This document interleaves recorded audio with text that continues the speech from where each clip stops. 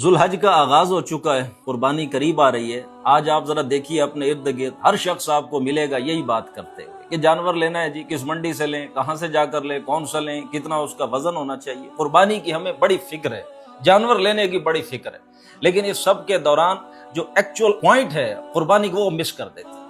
قربانی ہمیں سکھاتی کیا ہے؟ دیکھیے قربانی کا لفظ قرب سے نکلا ہے، اللہ کا قرب حاصل کرنا۔ اور یہ سنت کس کی ہے؟ حضرت ابراہیم علیہ السلام۔ اس کا آغاز کیسے ہوا؟ انہوں نے اپنے بیٹے حضرت اسماعیل کو اس کی گردن پر چھری چلا دی، اللہ کا نام لے کر، اللہ کا قرب حاصل کرنے کے لیے، اللہ کو خوش کرنے کے لیے، اللہ کا حکم ماننے کے لیے۔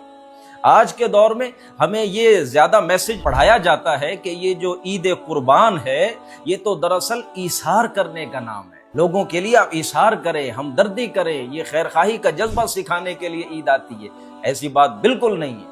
یہ قربانی آتی ہے ہمیں یہ سکھانے کے لیے کہ اللہ کے نام پر اپنی محبوب ترین چیز قربان کر دیجیے۔ اور ہمارا حال کیا ہے؟ دیکھیے یہ جو ہم جانور ذبح کرتے ہیں، اللہ نے بہت واضح کہا ہے قرآن میں کہ تمہارا یہ جانوروں کا ذبح کرنا، ان کا گوشت اور خون اللہ کو نہیں پہنچتا۔